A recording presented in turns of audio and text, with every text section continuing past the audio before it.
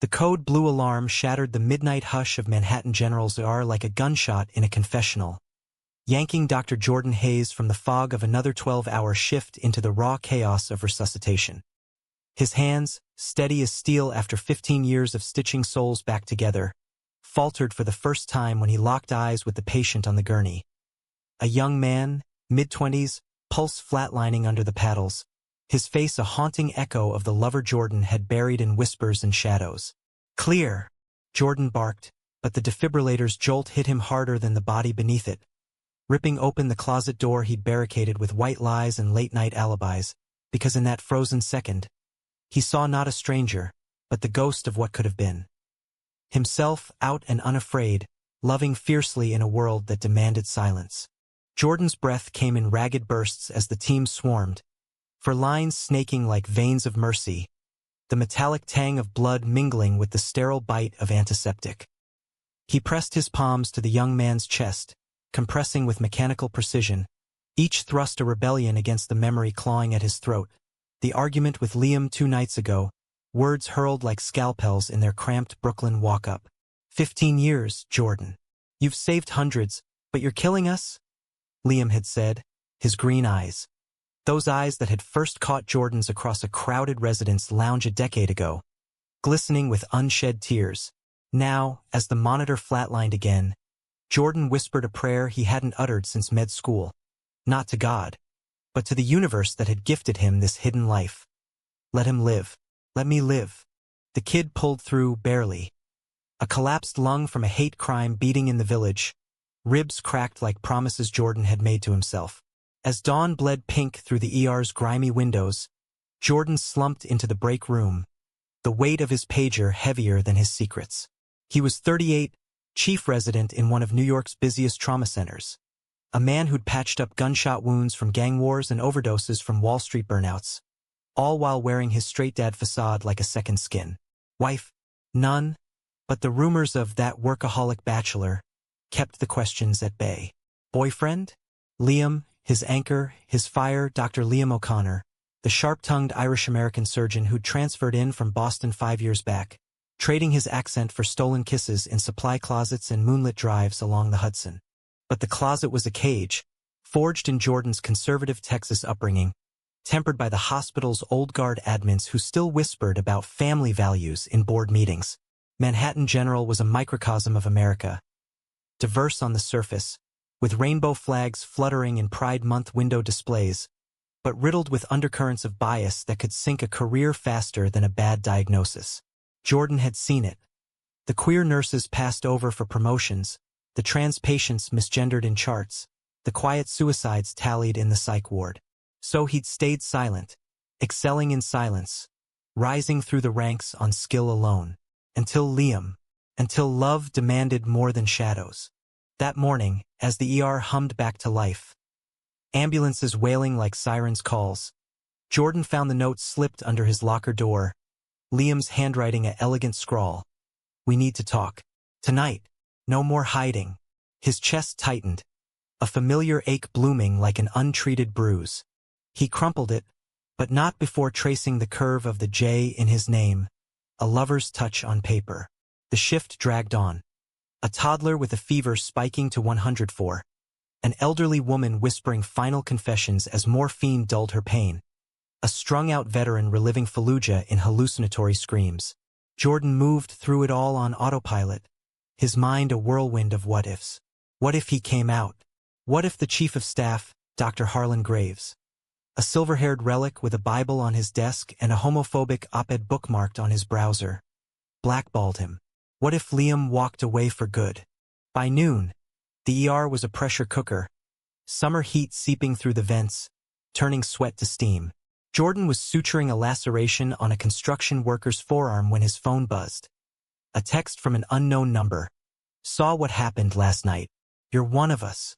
Be careful." Attached was a photo. The young patient from the code, bandaged and sedated, with a faint rainbow pin on his backpack peeking from under the sheet. Jordan's blood ran cold. Who had sent it? A nurse? Patient advocate? Paranoia prickled his skin. In the ER, walls had ears, and secrets traveled faster than sepsis. He deleted it, but the seed was planted. That afternoon, during a rare lull, Jordan slipped into the dimly lit chapel tucked away on the third floor, a relic from the hospital's Catholic founding, now a neutral haven of flickering votives and worn pews. He sank onto the front bench, elbows on knees, head bowed not in prayer but exhaustion. 15 years. He'd started as a wide-eyed intern from Austin, fleeing a family that prayed away his confusion with conversion pamphlets and disappointed sighs. Med school had been his salvation, the ER his battlefield, saving lives a way to atone for the one he couldn't live openly. Liam had been the complication, the revelation. A man who laughed like thunder, who quoted Whitman over takeout Thai, who made Jordan believe in a future beyond beeping monitors. But love in the closet was a thief, stealing moments, eroding trust. Last week's staff mixer had been the breaking point. Liam watching from across the room as Jordan flirted harmlessly with a straight female colleague to deflect questions. His smile a mask cracking at the edges. "I'm done being your dirty secret." Liam had exploded later, storming out into the rain-slicked streets. Jordan had chased him, but the words stuck like shrapnel. Now, in the chapel's hush, Jordan pulled a notepad from his pocket, the same one he used for quick consults, and began to write. It was a habit born of insomnia. Anonymous letters to the hospital newsletter, Pulse Point, advocating for change without risking his name. Dear colleagues, the first had read, 5 years ago, in a place that heals all wounds, why do we ignore the invisible ones? Let's train on cultural competency for LGBTQ patients. It's not radical, it's right. They'd sparked debates, a few workshops, but no real shift. Each letter was a small rebellion, hidden in plain sight, signed only a concerned healer. Today's words flowed like blood from a fresh cut.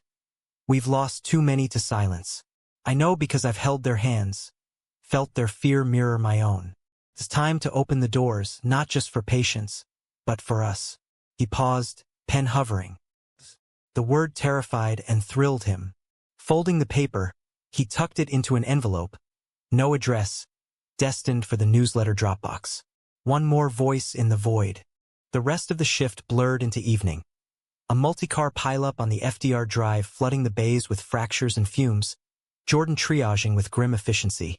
His team's rhythm a well-oiled machine. Liam was on ortho rotation, their paths crossing only in hurried glances. Green eyes meeting brown across the trauma bay, a spark of apology and longing that nearly undid Jordan. As the clock struck 9, the ER exhaled, the night crew filtering in like ghosts. Jordan clocked out, shoulders slumped, the envelope burning a hole in his coat pocket. Outside, the July air hung heavy, the city a neon symphony of horns and laughter. He walked the 10 blocks to their apartment, the envelope his talisman, rehearsing the talk Liam demanded. I love you, I'll try. But doubt gnawed. Harlan Graves was pushing for a new policy, mandatory traditional values seminars, code for weeding out distractions. Jordan had overheard him in the lounge, chuckling with the board about protecting our image. Coming out now would be career suicide. The brownstone loomed, its stoop a stage for their reunion. Liam was waiting, silhouetted in the bay window, a glass of bourbon in hand. Jordan's key turned in the lock like a confession. I'm sorry, he said, the door clicking shut behind him. Liam turned, face etched with fatigue, but his voice was steel wrapped in velvet. Sorry doesn't fix 15 years, Jordan. I can't breathe in this half-life anymore. He set the glass down, stepping closer, the space between them charged like a storm front.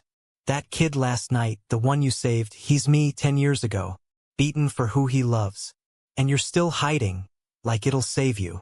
Jordan's throat closed. He pulled the envelope from his pocket, holding it out like an olive branch. Read this. It's me trying.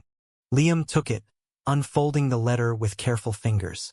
His eyes scanned the words, widening as the truth sank in. The anonymous healer was Jordan, all along. You wrote these? All of them. Softened his anger, but betrayal flickered too. Why not sign your name? Why not fight with me? Out loud. Because I'm scared, Jordan admitted, voice cracking. Of losing you. of losing everything. Liam closed the distance, cupping Jordan's face, thumbs brushing stubble-worn cheeks. You think hiding keeps us safe? It doesn't. It just makes us ghosts. Their lips met then, fierce and forgiving. A kiss that tasted of salt and second chances. But as they broke apart, Liam's gaze hardened. This letter goes in the box tomorrow. And then we talk to HR. Together. Jordan nodded, heart hammering. The closet felt looser, the air sweeter. But as they tangled in sheets that night, whispers weaving promises, neither saw the shadow lengthening. The text from earlier that day, forwarded now to an admin's inbox by a jealous rival nurse who'd glimpsed too much. The betrayal slithered into view like a vein clot, slow and insidious, striking when Jordan least expected. It was 2 days after the envelope dropped into the newsletter box, a Thursday morning that dawned with deceptive calm. Blue skies over the East River, the unusually quiet save for the hum of vending machines and the distant wail of a siren. Jordan arrived early, coffee in hand, buoyed by the fragile peace with Liam. They'd spent the previous evening mapping a plan. Disclose their relationship to HR, request a no-conflict accommodation since their rotations rarely overlapped, and push for that LGBTQ competency training Jordan's letters had seeded. For the first time in years, hope felt tangible, like the stethoscope around his neck. A tool, not a noose. But as he logged into the residence portal, a system-wide email from Dr. Harlan Graves popped up. Subject line: Urgent. Staff conduct review meeting, 10 a.m. sharp. Jordan's stomach dropped. The body read like a subpoena. Recent anonymous submissions to Pulse Point have raised concerns about divisiveness in our workplace. All contributors are encouraged to identify themselves for a private discussion. Failure to do so may result in disciplinary action. Attached was a redacted version of his latest letter, the words he'd bled onto paper now twisted into agitator fodder. Who had leaked it? The Dropbox was anonymous, secured by a slot in the admin office. Panic clawed up his spine. He texted Liam, "Meeting at 10. They have my letter. Stay away." No response. Liam was in surgery, elbow deep in a rotator cuff repair. Jordan paced the locker room, replaying the night of the code blue. The unknown text. The photo. Had someone been watching? His mind snagged on Nurse Carla Ruiz, a sharp-eyed veteran who'd cornered him last month after overhearing a hushed call to Liam. "Careful, Doc," she'd said. "Smile too tight. Walls here are thin." Carla was ambitious, gunning for charge nurse, and Jordan had blocked her bid for a lead role last quarter. Politics as usual, but grudges festered in the ER like untreated wounds. At 9:55, he slipped into the conference room, a sterile box of fluorescent glare and folding tables. Graves sat at the head, flanked by 2 board members, Ms. Elena Vasquez, the diversity officer with a rainbow lapel pin that felt more performative than protective, and Mr. Ted Langford, the CFO whose spreadsheets treated staff like line items. 5 other residents trickled in, faces pale. Jordan recognized 2 as quiet allies who'd forwarded his letters in private chats. Graves cleared his throat, his drawl pure Texas oil. Ironic, given Jordan's roots. "Gentlemen, ladies, this isn't a witch hunt, but we can't have poison pills in our publication. Identify yourselves, and we'll handle it discreetly." The room thickened with silence. Jordan's pulse thrummed in his ears, visions of his father's disappointed face from youth flashing like warning lights. He could deny, play dumb, but Liam's words echoed, "Fight with me." Swallowing dryly, he raised a hand. "It was me, Dr. Graves. All of them." Gasps rippled. Graves' eyes narrowed, appraising. "Dr. Hayes, our star resident. Care to explain why you'd undermine morale with this?" He tapped the printout, voice dripping condescension. Jordan straightened, channeling the calm he used for combative patience. "It's not undermining. It's a call for empathy. Our LGBTQ patients deserve better training, better care. And so do our staff." The words hung bold and bare. Vasquez nodded subtly, but Langford shifted, uncomfortable. Graves leaned forward, fingers steepled. "Empathy's fine, son, but this reads like activism. We have donors, good Christian folk, who expect a certain Standard.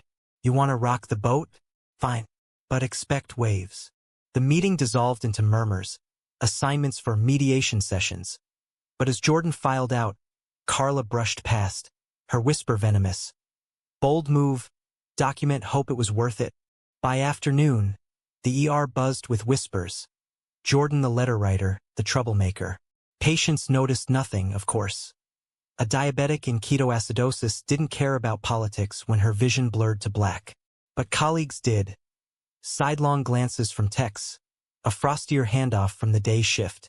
Liam found him in the supply closet during a break, pulling him into a fierce embrace. You did it? Liam murmured, lips grazing Jordan's temple. I'm proud. Proud and unemployed. Maybe, Jordan joked weakly. But the kiss that followed was a lifeline, tasting of mint gum and resolve. They emerged separately, as always, but the air felt charged, electric with possibility. That evening, the hospital newsletter hit inboxes. Pulse Point August edition. Jordan's letter ran unredacted, front and center, titled Opening Doors. A healer's plea. Comments flooded the internal forum, support from the younger nurses. Finally, backlash from old-timers. This isn't the place for personal crusades. By midnight, as Jordan and Liam shared takeout on their fire escape, pad thai steaming under string lights, their phones lit up with messages. A group of residents wanted to meet, form an ally group. Vasquez emailed, "Let's chat tomorrow. Real change starts here." But betrayal's shadow deepened. The next morning, a patient complaint landed on Graves' desk. Jordan had inappropriately discussed personal matters during a consult. The accuser? Anonymous, but the details matched a routine exam from the day before. Nothing untoward, just Jordan's usual bedside manner. He knew Carla's handiwork. She'd been the scribe. Graves summoned him to the office, the space reeking of aftershave and authority. "This is escalating, Hayes. Step back, or I'll have to." Jordan's fists clenched. "Sir, if this is about the letter, it's about conduct," Graves snapped. "And rumors. About you and O'Connor." The words landed like a gut punch. How? A leaked text? A spied kiss? Jordan's world tilted. The closet not cracked but splintered. "Deny it," Graves pressed, eyes gleaming with false concern. "Or it'll go in your file." We. Jordan stammered, but pride surged. "It's true. We're together. And it's none of your business." Graves' face hardened to stone. "Then you're suspended pending review. Effective immediately." The door shut behind Jordan like a guillotine. He stumbled to the parking garage, tears hot on his cheeks, dialing Liam. "They know. Suspended." Liam's voice cracked over the line. "I'm coming. We'll fight this." But as Jordan drove home, the city blurring past, doubt crept in. 15 years, erased in a breath. Was love worth the fall? The suspension stretched into a week of purgatory. Days blurred in their apartment, Jordan pacing like a caged wolf. Nights tangled with Liam in desperate reaffirmation. They lawyered up, a pro bono queer rights attorney from the village who promised to challenge the rumor-based discipline as discrimination. Allies rallied. The residents' group drafted a petition, 200 signatures strong, demanding Graves' ouster. Media sniffed around. New York Post ran a blind item. Top doc in closet drama? But Vasquez stonewalled, buying time. Liam became Jordan's North Star, cooking breakfasts of eggs and optimism, quoting E. Cummings, "I carry your heart with me." But tension simmered. Liam's shifts dragged without Jordan's banter, and whispers at the hospital turned to outright hostility. Carla, promoted to interim charge nurse in the vacuum, lorded it over the floor, her betrayal a poison spreading. One night, after a call from Vasquez, "We're building a case, but Graves is digging in," Liam snapped. "This is my fault. I pushed you." Jordan pulled him close, their foreheads touching. "No, it's ours. And it's right." In the quiet, they dreamed aloud. A wedding on Fire Island. Adoptions maybe. A life beyond Scrubs. Romance bloomed in the ruins. Candlelit dinners. Slow dances to Coltrane on vinyl. Touches that spoke volumes without words. Then the climax crashed in like a mass casualty. A heatwave sparked subway derailment, 150 injured flooding Manhattan General. The a war zone of screams and severed limbs. Graves called Jordan at dawn. "We need you." Unofficially. Pride warred with pragmatism. Jordan arrived in street clothes, diving into the fray. Triage, tourniquets, the rhythm of salvation. Liam was there, blood-streaked and glorious. Their eyes meeting over a polytrauma as if to say, "This is us." In the eye of the storm, amid the beeps and barks, Jordan spotted the young man from the Code Blue. Now discharged, volunteering as a patient liaison, his rainbow pin gleaming. "You saved me, Doc," he said, pressing a folder into Jordan's hands. Inside, affidavits from staff, proof of Carla's leak, texts to Graves, fabricated complaints. "We got your back."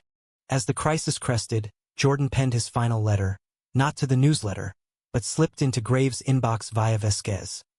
"Dr. Graves, 15 years I've healed here in silence. No more. Reinstate me or face the truth. This hospital dies in the dark." It was hidden, one last shadow play, but potent. Graves capitulated by week's end. Publicly, a miscommunication. Privately, a resignation letter drafted. Carla was demoted, her schemes exposed. Jordan returned not as chief, but as advocate in residence, tasked with overhauling training. The hospital transformed. Pride seminars mandatory, ally groups thriving, the ER a beacon of inclusion. Months later, under autumn leaves in Central Park, Jordan knelt before Liam, ring in hand. A simple band etched with "I carry your heart." 15 years hidden, forever open. Liam's yes was a vow, their kiss a revolution. In the end, the closet wasn't shattered. It was repurposed. A space for stories, not secrets. Manhattan General healed not just bodies, but souls, proving that one letter, one love, could rewrite the chart. The suspension's first day dawned with a cruelty that mocked Jordan's optimism. A relentless summer sun baking the city, turning their apartment into a greenhouse of regret. He woke to the smell of coffee, Liam already up, scrolling news on his phone while the percolator gurgled like a reluctant confession. "Morning, hero?" Liam said, forcing a grin that didn't reach his eyes, handing over a mug with 2 sugars, just how Jordan liked it.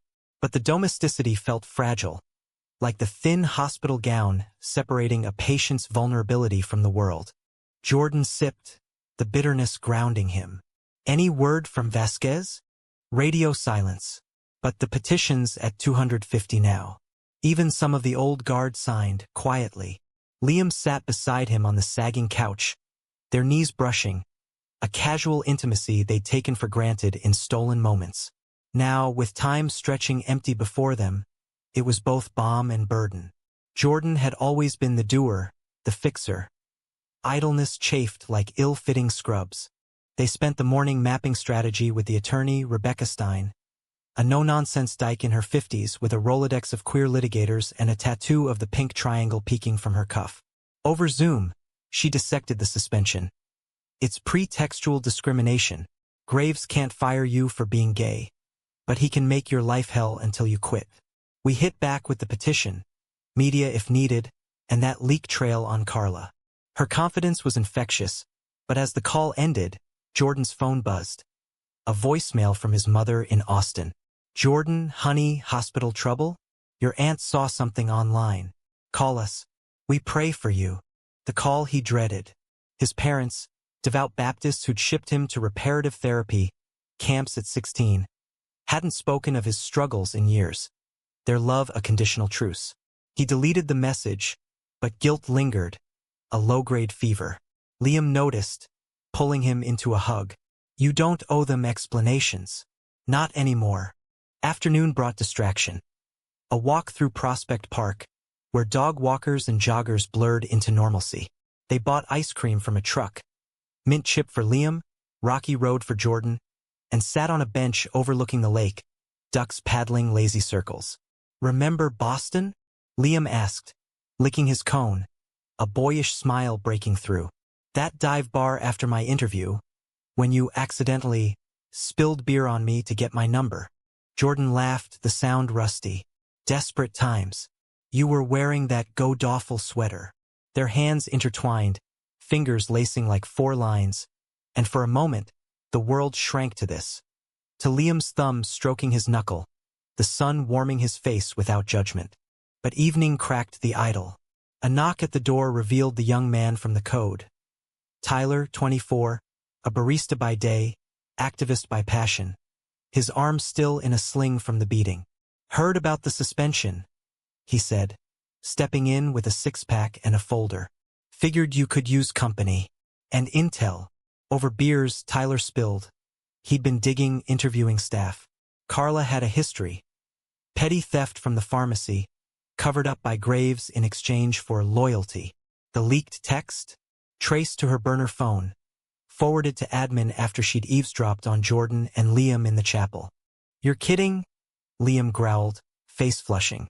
That's Snake. Tyler grinned. Fierce. Snakes get stepped on. I've got friends at the Times. Want me to loop them in?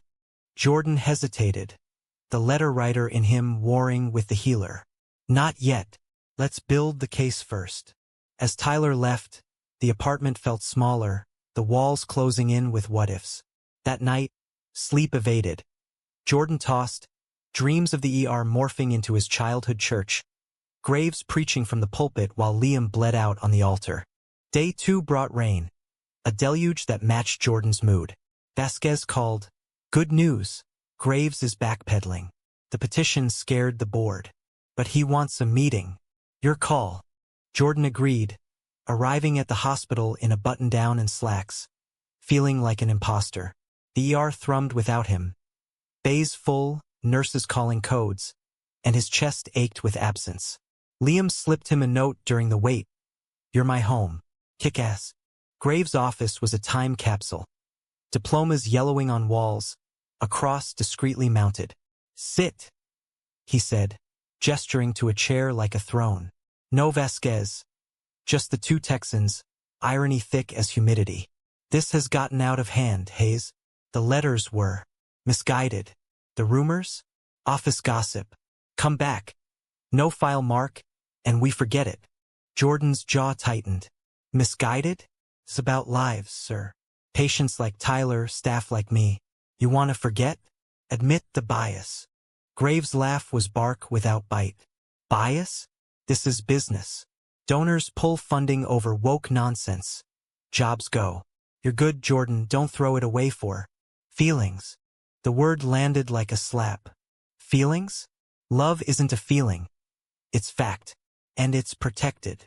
He stood, the meeting a standoff. As he left, Carla passed in the hall, her smirk ablade. Welcome back, trouble.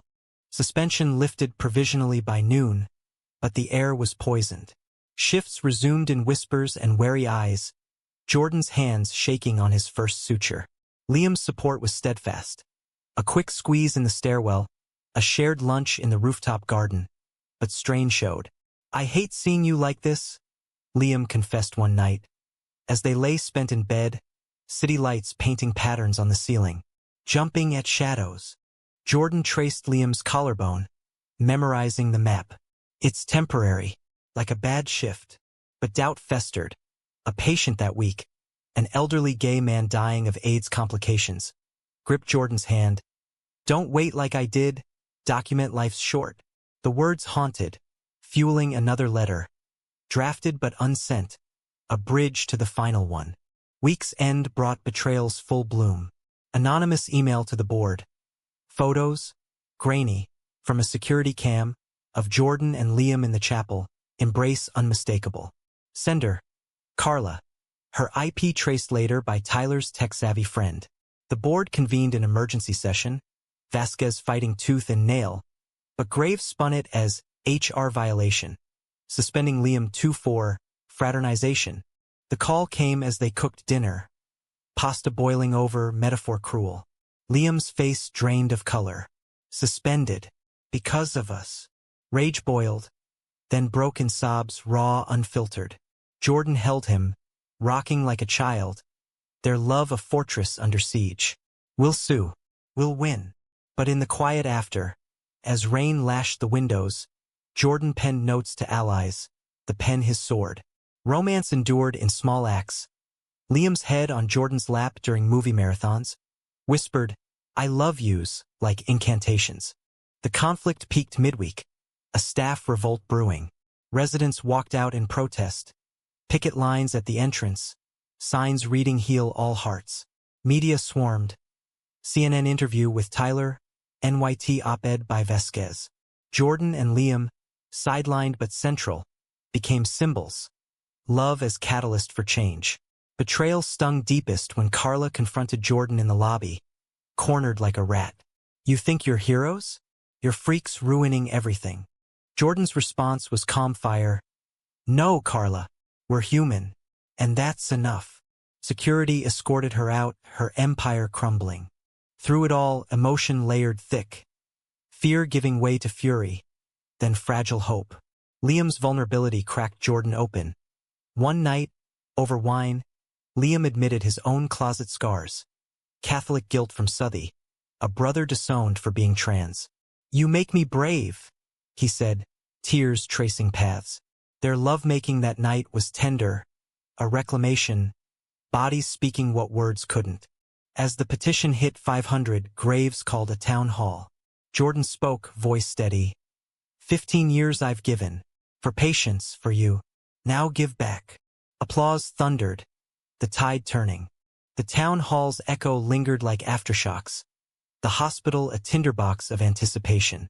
Jordan stood at the podium in the auditorium, spotlights hot on his skin. 300 faces. Colleagues, admins, even patients in wheelchairs. A sea of judgment and solidarity.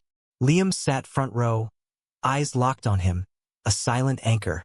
"This isn't about me," Jordan began, voice carrying the gravel of sleepless nights. "It's about Tyler, beaten for holding hands. It's about Maria in Psych, who slit her wrists because no one saw her depression through the transphobia. It's about us, all of us, deserving a workplace where secrets don't kill." Murmurs swelled to cheers, but Graves' face was thunder from the wings. The vote that followed was swift. No confidence in leadership, a diversity overhaul committee formed with Jordan at the helm. Carla's termination came next morning, her office cleared by security, whispers of embezzlement adding irony to her fall. Betrayal's sting faded to justice's bitter tang. Jordan visited her in HR, not for vengeance, but closure. "Why?" he asked simply. She deflated, makeup smudged. "I wanted in. You blocked me. Thought you were untouchable." Pity stirred. Ambition twisted was a disease too. "Get help," he said, leaving her to the system's mercy. Reinstated fully, Jordan and Liam navigated the new normal. HR-approved relationship, rotations adjusted, but the ER's pulse felt renewed. Workshops rolled out. Sessions on pronoun use, trauma-informed care for queer patients, guest speakers from GLAAD. Staff mingled freer, rainbow stickers on lockers, pride potlucks in the break room. Jordan's letters became a column, hidden healers, voices anonymized no more. Romance deepened in the light. Weekends now there's brunches in Chelsea, hands held openly on the High Line, sunset sails on the Hudson where Liam proposed instead. No, wait, Jordan had, but reciprocity bloomed. They adopted a rescue dog, a scruffy mutt named Scout, who curled between them on movie nights, oblivious to the world's weights. Yet conflict lingered, humanistic in its nuance. Jordan's family called. His mother, voice trembling, saw the news, prayed for guidance. "We're trying, son." No full acceptance, but a crack like his closet door. He flew home once, Liam in tow, dinners tense but thawing. His father's handshake to Liam firm, if awkward. Forgiveness wasn't absolution. It was process, raw and real. The climax's scar tissue formed in quiet ways. One shift, a code blue. A teen, outed and overdosed, family absent. Jordan held the boy's hand as life ebbed, whispering, "You're enough," echoing his own mantra. Liam arrived for backup, their teamwork seamless, saving the kid against odds. In the aftermath, rooftop under stars, they leaned on the ledge. We did that, Liam said. Together. The final hidden letter, penned in the chaos of reinstatement week, slipped under Vasquez's door. Thank you for seeing me. For all of us, let's keep the doors open. It sparked the committee's charter, a legacy. Years blurred. Promotions to attendings, a wedding in the hospital chapel, ironic poetry. Vows exchanged amid votives, Tyler best man, Vasquez officiating. Their home filled. Foster kids rotated through, teaching resilience. Manhattan General transformed, national model for inclusive care, donor funds pouring in for queer health initiatives. Jordan, 45 now, reflected in his office. Photos of Liam and the kids on the desk, a rainbow flag on the wall. 15 years closeted had forged him. The letter that broke it healed more. Love wasn't absence of storm. It was dancing in rain. In the end, the hospital changed not by decree, but hearts, human, flawed, brave. And Jordan, once hidden, now whole, carried them all.